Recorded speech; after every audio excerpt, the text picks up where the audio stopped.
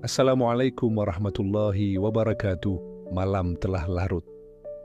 Langit menggelap sempurna, hanya dihiasi bintang-bintang yang seolah menjadi saksi atas kegelisahan yang menyelinap di dada.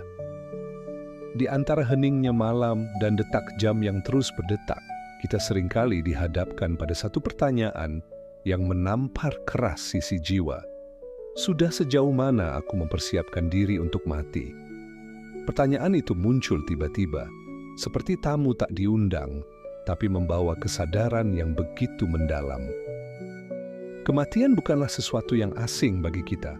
Ia tidak tersembunyi, ia datang setiap hari, dalam berita duka, dalam deretan nama, di batu nisan, dalam kecelakaan, bencana, dan sakit yang tak tersembuhkan. Namun anehnya, meski kita tahu bahwa ajal pasti datang, seringkali kita hidup seperti orang yang tak akan mati. Kita tenggelam dalam rutinitas dunia, dalam ambisi dan kenikmatan, hingga lupa bahwa kehidupan ini hanyalah persinggahan sementara. Setiap malam ketika dunia mulai sunyi, seharusnya kita duduk sejenak dan merenung. Jika esok adalah hariku yang terakhir, apakah aku siap? Apakah aku akan pulang kepada Allah dengan wajah bersinar, atau dengan penuh penyesalan karena bekalku kosong? Di saat seperti inilah hati mulai bergetar, air mata ingin jatuh, dan ruh kita ingin berteriak, "Aku belum siap." Dalam Islam, kematian bukan akhir, melainkan awal dari kehidupan yang sesungguhnya. Dunia hanyalah ladang amal. Di sanalah kita menanam, dan di akhirat kita akan menuai. Tapi sayangnya, banyak dari kita yang lalai menanam, lalu berharap panen yang baik. Kita lupa bahwa waktu kita di dunia terbatas. Bahkan tidak ada satupun di antara kita yang tahu apakah malam ini akan menjadi malam terakhir. Lihatlah sekeliling. Ada orang yang semalam masih bercanda, pagi harinya menjadi jenazah. Ada yang terlihat sehat, tiba-tiba pulang tanpa ucapan perpisahan. Kematian tidak pernah menunggu kesiapan kita. Ia datang sesuai takdir, tanpa kompromi. Maka pertanyaannya bukan kapan, tetapi dengan apa aku akan kembali kepadanya. Malam ini, mari kita duduk sejenak bersama suara hati. Mari kita tenangkan jiwa dan hadapkan diri kepada kejujuran. Tak perlu banyak alasan, tak perlu menyalahkan siapa pun. Ini tentang kita, tentang aku dan kamu, tentang bekal yang seharusnya kita siapkan sebelum nyawa kembali kepada pemiliknya. Refleksi ini bukan untuk menakut-nakuti, tapi untuk membangunkan jiwa yang tertidur, supaya sebelum terlambat kita punya waktu untuk kembali, bertobat, memperbaiki, dan memperbanyak amal, supaya kelak ketika ruh kita dicabut, kita bisa tersenyum dan berkata, "Aku telah bersiap." Kematian itu dekat, tapi kita terlalu sibuk. Kita hidup di zaman yang begitu sibuk. Setiap pagi diburu waktu, setiap malam ditutup kelelahan. Pekerjaan menumpuk, target harus tercapai, urusan keluarga, sosial, karir, hingga hiburan. Semuanya minta perhatian. Di tengah semua itu, kita jarang sekali benar-benar berhenti dan bertanya pada diri sendiri, apakah hari ini aku sudah menyiapkan bekal untuk akhir hidupku? Kita terlalu sibuk hidup sampai lupa bahwa hidup ini akan berakhir. Rasulullah Shallallahu Alaihi Wasallam pernah bersabda, "Perbanyaklah mengingat pemutus kenikmatan kematian." Tapi jujur saja, berapa kali kita benar-benar memikirkan kematian dalam sehari? Bahkan saat kita melihat jenazah yang muncul dalam hati, kadang hanya rasa sedih sesaat, lalu kembali ke rutinitas seolah tidak ada yang terjadi. Kita lihat orang meninggal tapi tidak merasa akan menyusul. Padahal kematian bukan hanya untuk orang tua, bukan untuk yang sakit saja, bukan untuk mereka yang sudah uzur. Kematian bisa datang kapan saja, kepada siapa saja. Sudah terlalu banyak contoh orang yang pagi masih sehat, malamnya sudah dikafani. Tapi tetap saja kita merasa aman, seolah kita punya waktu panjang, padahal hakikatnya nyawa hanya menunggu isyarat. Kita bekerja keras siang malam demi harta yang tidak akan dibawa mati. Kita habiskan waktu demi popularitas dan pengakuan yang akan sirna ketika tubuh kita membusuk dalam tanah. Kita korbankan waktu ibadah demi urusan dunia, padahal dunia ini fana. Sungguh, betapa mudahnya kita tertipu oleh kehidupan dunia. Allah mengingatkan dalam Al-Quran, setiap yang bernyawa pasti akan merasakan mati. Quran Surat Ali Imran ayat 185. Tapi ayat ini kadang hanya kita baca tanpa masuk ke dalam hati. Padahal ayat ini seperti alarm yang terus berdentang, menanti siapa yang mau sadar lebih dulu. Lalu kita mau tunggu apa? Mau tunggu usia senja dulu baru tobat. Siapa jamin kita akan hidup sampai senja? Jika hari ini kita dipanggil, apa yang akan kita bawa? Apakah salat kita sudah benar? Apakah dosa-dosa kita sudah kita taubati? Apakah kita punya amal jariah yang terus mengalir? Pertanyaan-pertanyaan ini kadang menyakitkan, tapi lebih baik sakit karena sadar daripada tenang dalam kelalaian. Kesibukan kita memang penting, tapi jangan sampai sibuk menjadi alasan kita untuk tidak bersiap pulang. Kita bisa menyisihkan waktu untuk bekerja, bersosial, menonton, bermain, tapi mengapa sulit menyisihkan waktu untuk Allah? Ini bukan tentang tidak sempat, tapi tentang tidak memprioritaskan. Kematian itu dekat, bahkan lebih dekat dari yang kita kira. Dan dunia ini hanya sebentar. Maka seharusnya yang utama bukan bagaimana kita hidup lebih sibuk, tapi bagaimana kita hidup lebih siap. Karena pada akhirnya semua akan berakhir. Dan hanya yang membawa bekal terbaiklah yang akan selamat. Bekal yang sebenarnya itu bukan harta, tapi amal. Bayangkan seseorang yang hendak melakukan perjalanan jauh, ribuan kilometer, melewati padang pasir, lembah terjal, dan hutan belantara.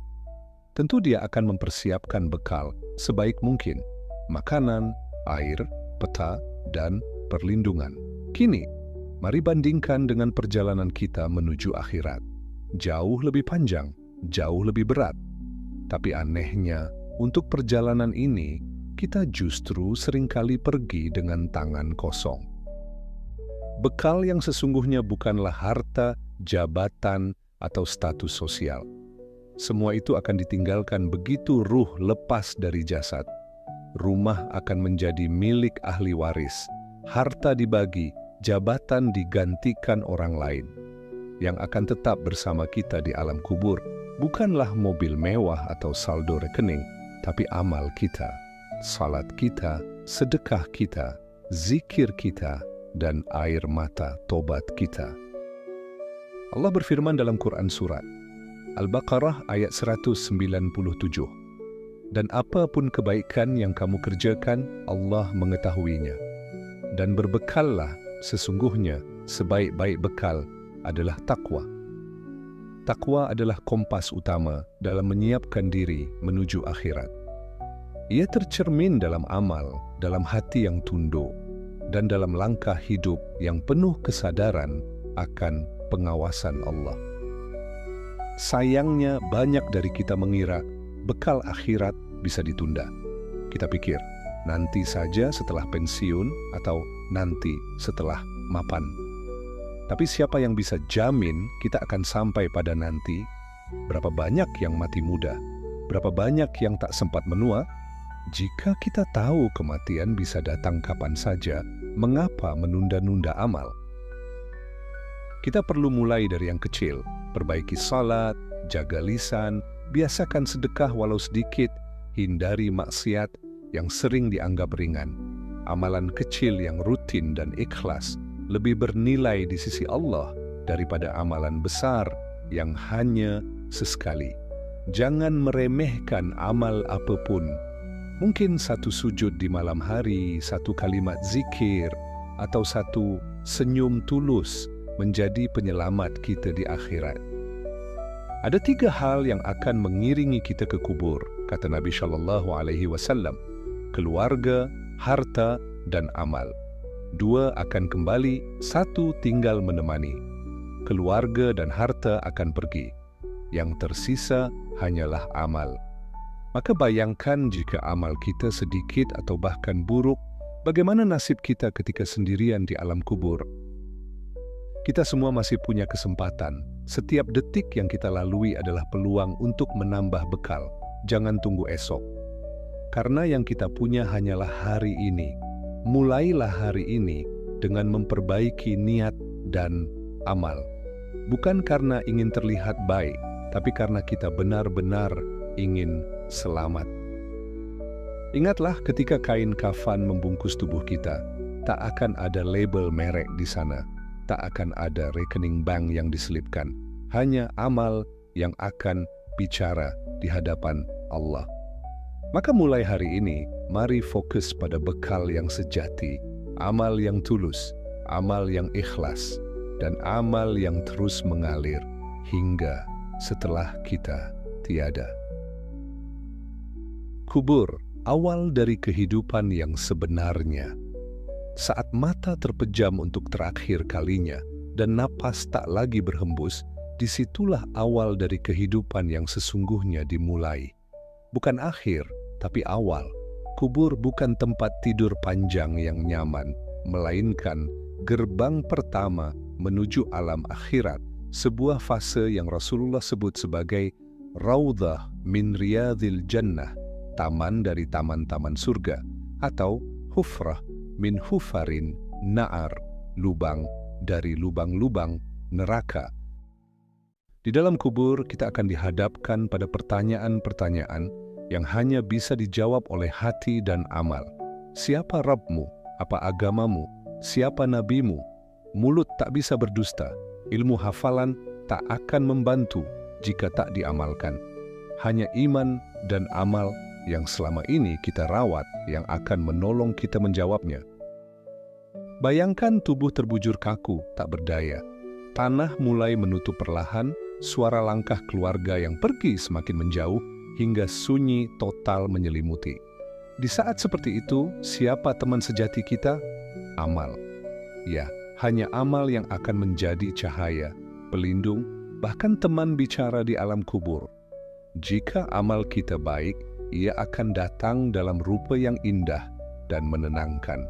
Tapi jika buruk, ia datang dalam rupa yang mengerikan.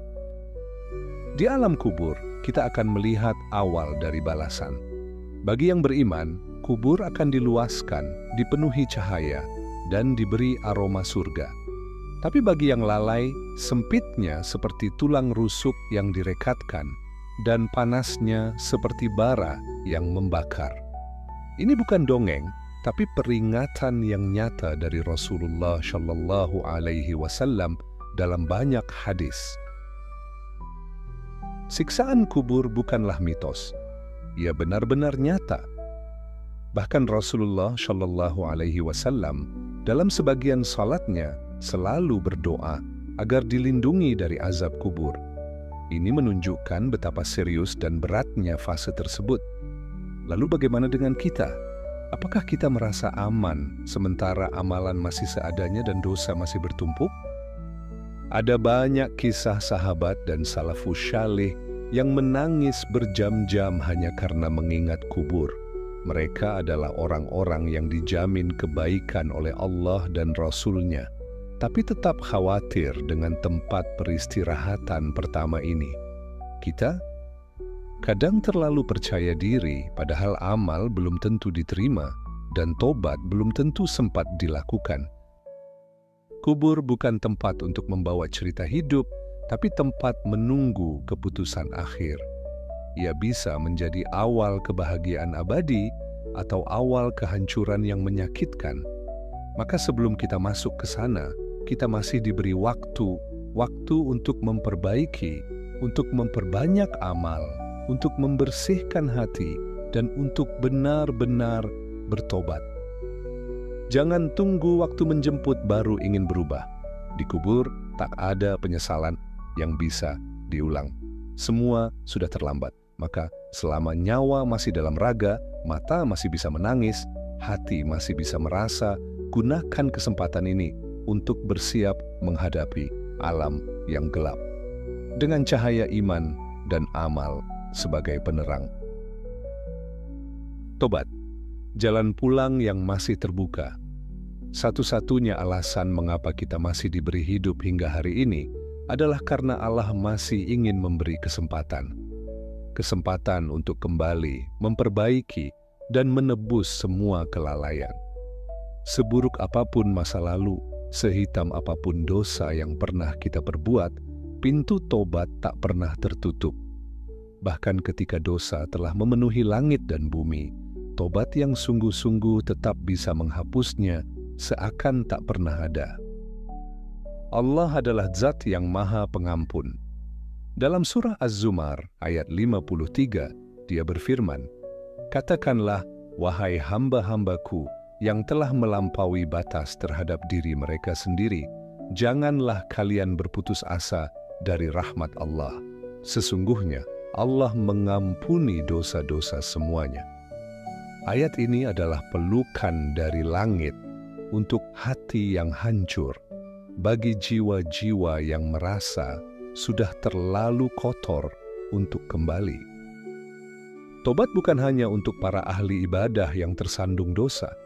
Tobat juga untuk orang-orang yang selama ini lalai, yang jauh dari Allah, yang belum pernah sekalipun menangis di hadapannya. Tobat adalah jalan pulang, jalan yang penuh luka, air mata, dan pengakuan. Tapi di ujungnya ada kasih sayang yang tiada tara. Bahkan Allah lebih gembira atas tobat seorang hamba dibandingkan seorang musafir yang menemukan kembali untanya yang hilang di padang pasir. Kita sering menunda tobat karena merasa masih ada waktu. Tapi siapa yang bisa jamin bahwa kita akan bangun esok hari? Siapa yang bisa pastikan bahwa kita masih bisa menarik napas 5 menit ke depan? Setiap detik penundaan adalah taruhan. Dan kematian tak menunggu taubat.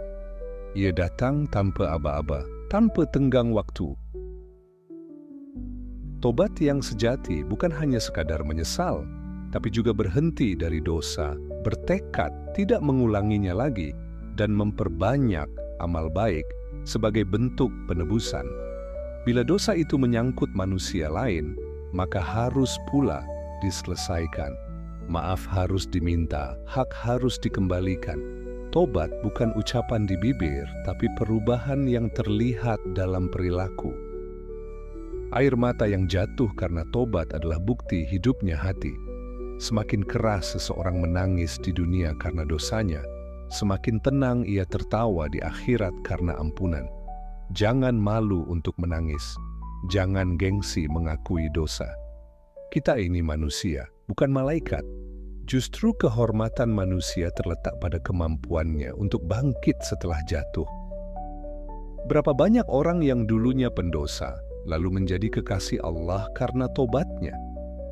Lihatlah kisah Malik bin Dinar, Fudail bin Iyad, dan banyak lainnya. Mereka tidak terlahir sebagai ulama. Mereka dulunya para pelaku dosa besar, tapi tobat mereka sungguh-sungguh dan Allah menerima mereka dengan mulia.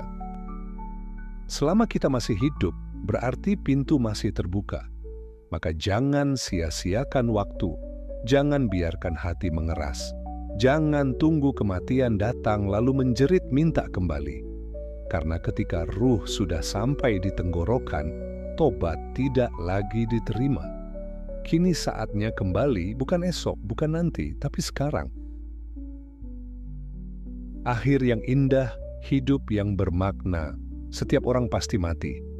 Tapi tidak setiap orang mati dengan akhir yang indah. Maka pertanyaannya bukan hanya kapan aku mati, tapi juga bagaimana aku mati. Karena ada orang yang nyawanya dicabut dalam keadaan sujud, dalam ibadah, dalam zikir, dan ada pula yang dijemput maut saat lalai, bermaksiat, atau bahkan belum sempat bertobat. Akhir hidup adalah cermin dari apa yang kita bangun selama hidup. Maka akhir yang indah hanya untuk mereka yang hidupnya bermakna. Hidup yang bermakna bukan tentang seberapa sukses kita di mata manusia, tapi seberapa taat kita di mata Allah.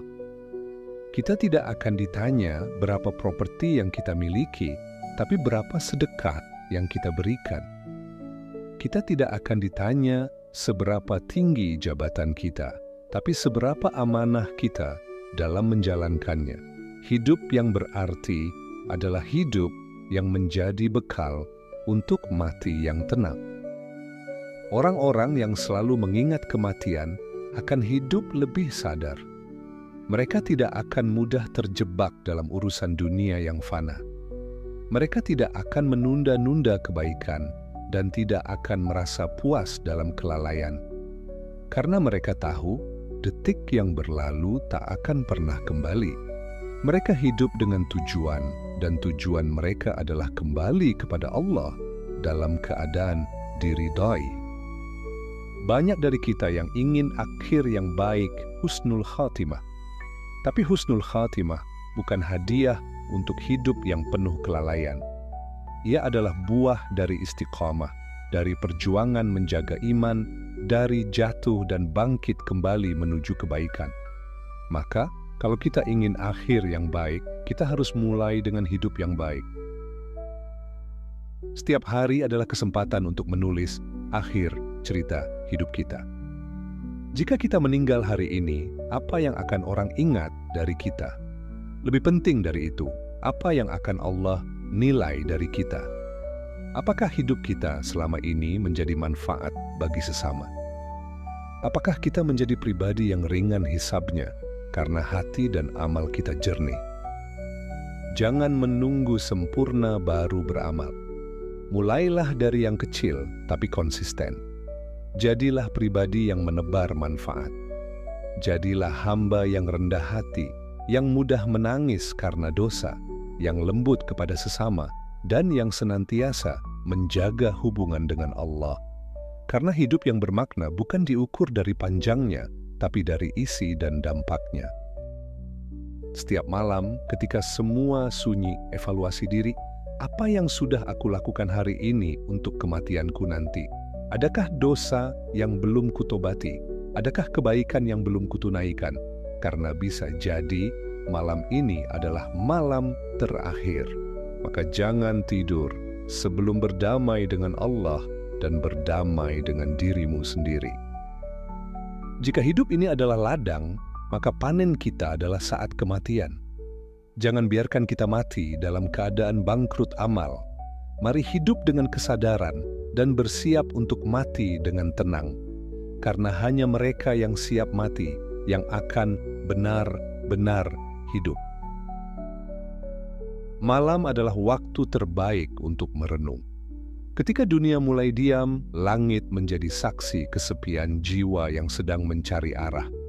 Dan di saat seperti ini, suara hati biasanya paling jujur.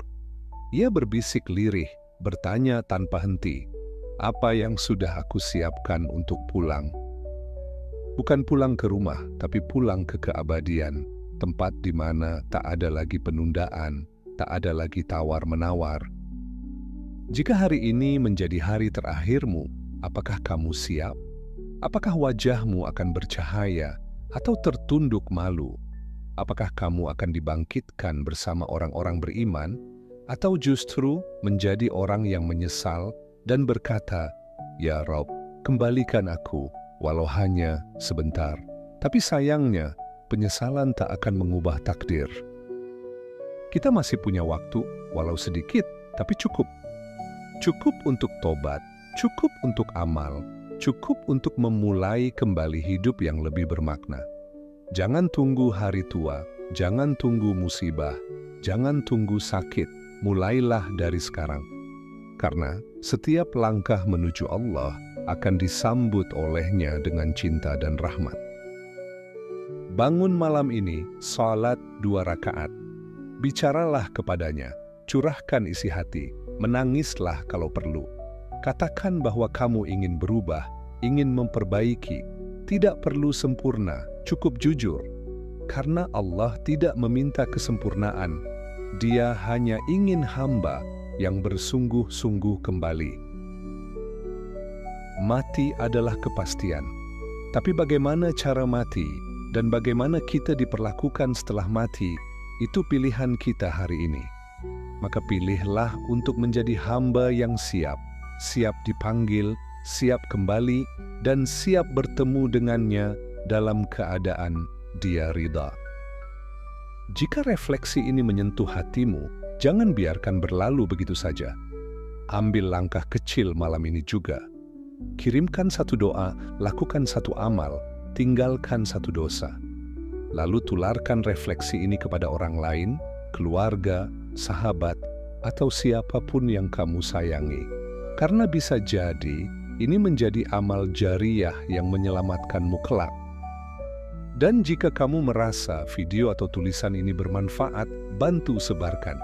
Klik tombol like, subscribe, dan bagikan ke teman-temanmu. Siapa tahu dari satu klik itu ada satu jiwa yang kembali kepada Allah. Dan kamu akan ikut memanen pahalanya, bahkan setelah kamu tiada. Wassalamualaikum warahmatullahi wabarakatuh.